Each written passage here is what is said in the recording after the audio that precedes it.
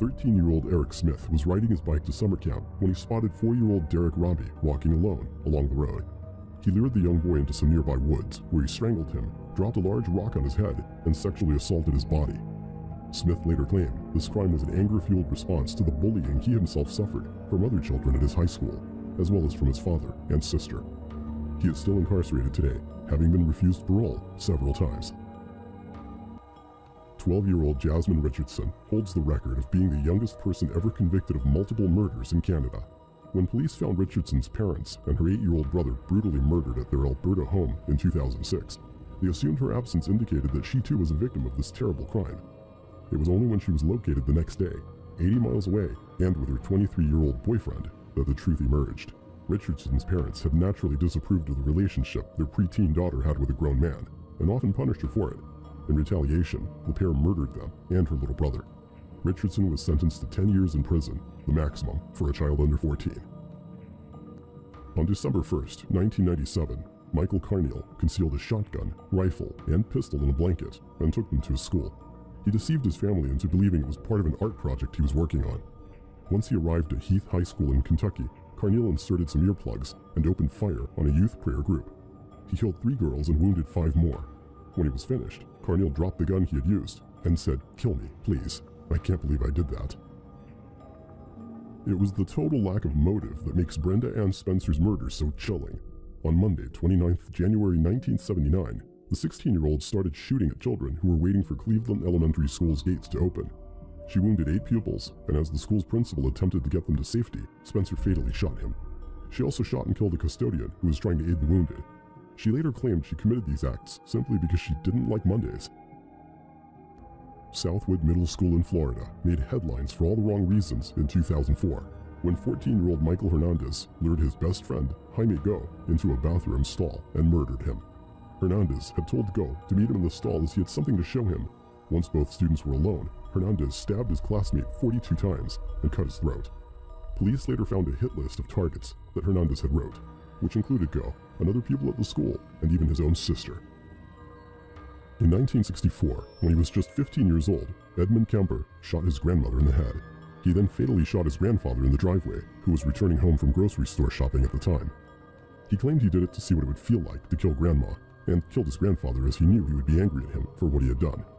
Kemper served less than 5 years in prison for his crimes.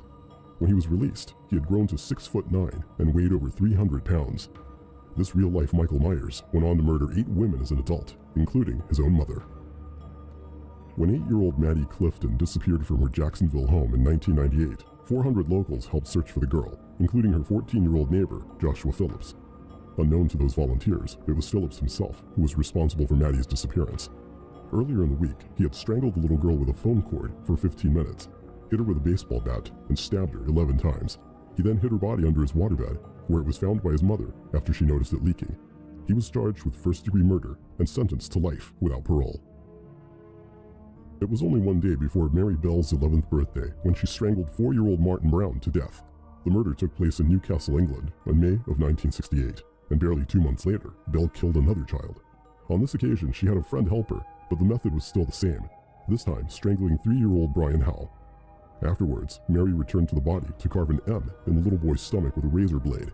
She also used a pair of scissors to cut off some of his hair, scratch his legs, and mutilate his genitals.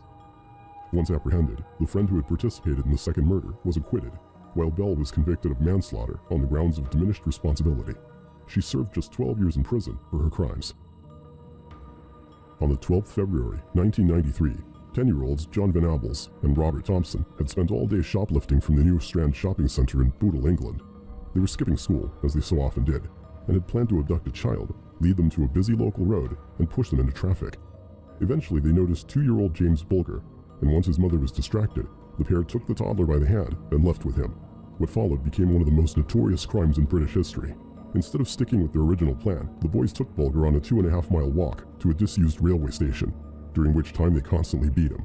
Once at their destination, Venables and Thompson tortured Bulger in sickening ways. Police even suspect a sexual element may have been involved, before finally killing him by fracturing his skull with a 22-pound iron bar.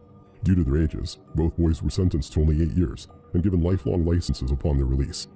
In 2010, one of the boys, John Venables, returned to prison on child pornography charges. In 1874, 14-year-old Jesse Pomeroy was labeled as the Boston Boy Fiend on account of his horrific killings and the milky white film that covered his right eye, completely covering his pupil. Before he progressed to murder, Pomeroy had been sentenced to 6 years in a children's reform school for the sexual torture of 7 boys. Although, thanks to his mother's machinations, he was released after only a few months. 2 years later, 10-year-old Katie Curran went into the Pomeroy family store and was never seen again. Because of his history, Jesse was interviewed about the missing girl, but nothing came of it. 5 weeks after this incident, 4-year-old Horace Millen was found in a pit on the beaches of South Boston. Naked, mutilated, covered in stab wounds, and almost decapitated. Pomeroy was once again under suspicion for the child's murder.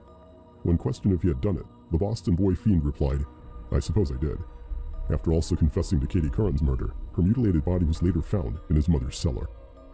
For his monstrous crimes, Jesse Pomeroy was sentenced to hang, but due to his age and the belief that he was mentally ill, public outcry saw this changed to 40 years solitary confinement.